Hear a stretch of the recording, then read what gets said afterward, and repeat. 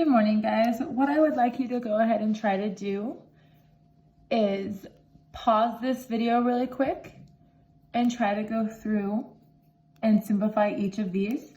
Number 1 states to use the distributive property, and number 2 asks you to simplify the following. Please go ahead and pause the video and attempt all of these on your own.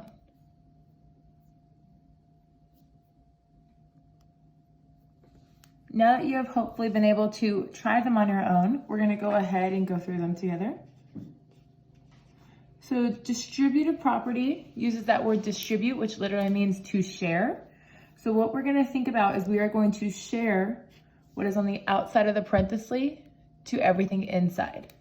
So first, with parentheses indicating multiplication, I'm going to have -2 times 3x, resulting in -6x. When I share -2 to -1, again with the parentheses separating it, which will mean it is multiplication, I will have -2 times -1, giving me +2.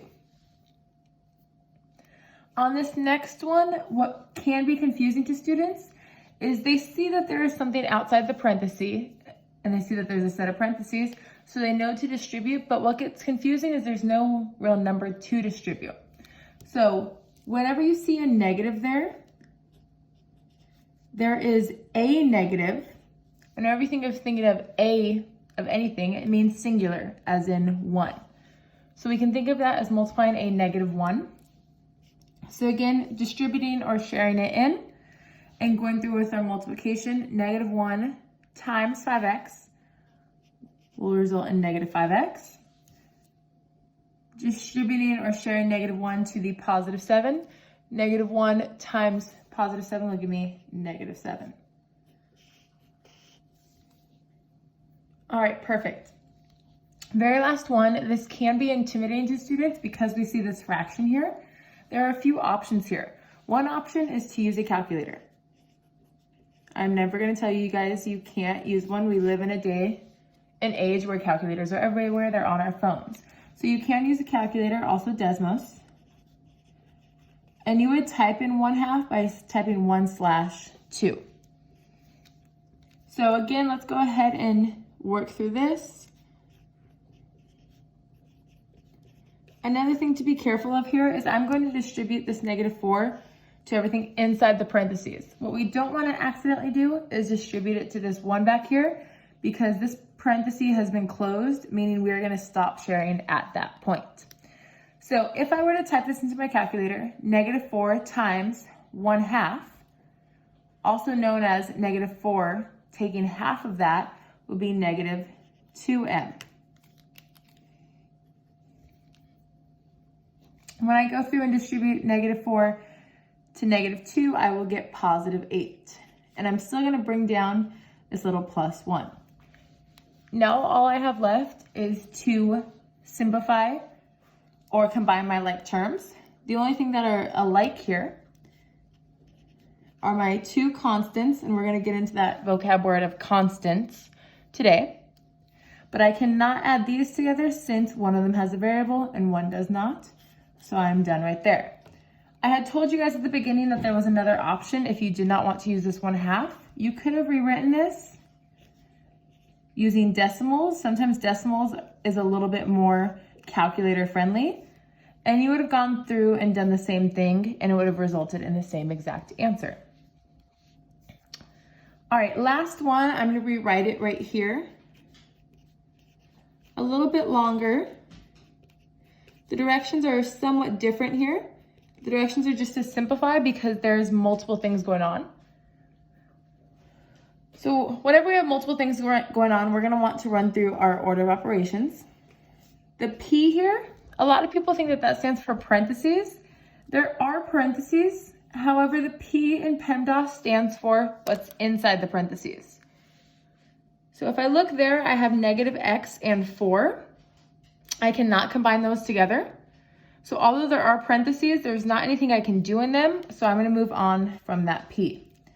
Next, the E is for exponents, which we do not see any exponents here. The M standing for multiplication. This is addition. This parenthesis does indicate multiplication, subtraction, and addition. So I'm going to go here, and everything else can just be brought down because we're not gonna mess with anything else quite yet. So when I distribute this, just like we were just working on, and that's why we were working on it, 2 times negative x is gonna give me negative 2x. 2 times 4 is gonna give me positive 8.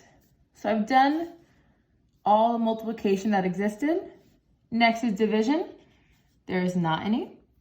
And next is addition or subtraction from left to right. So I'm gonna go ahead, and what I would like to do is I'm gonna rearrange my like terms. Everything with the variable will have 1 line underneath it.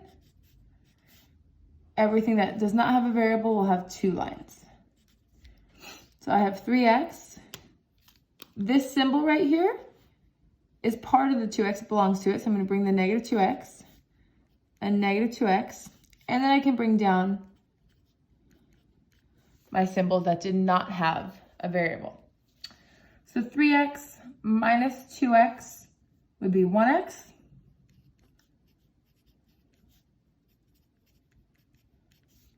Working again, 1x minus 2x would give me negative 1x. So now all my combining there is complete, and I can combine these. 8 and 7 is 15.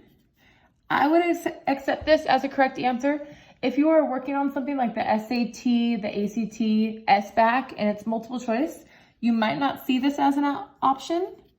You would have to know that is equivalent to just negative x. Again, it would be the same thing as you saying I have 1x, or I have $1, for instance, or I have a dollar. $1 and a dollar mean the same thing. 1x and just an x are gonna mean the same thing there. So hopefully you were able to find any mistakes if you did make them. If you have any questions, please take note of which one it is and ask me during class time.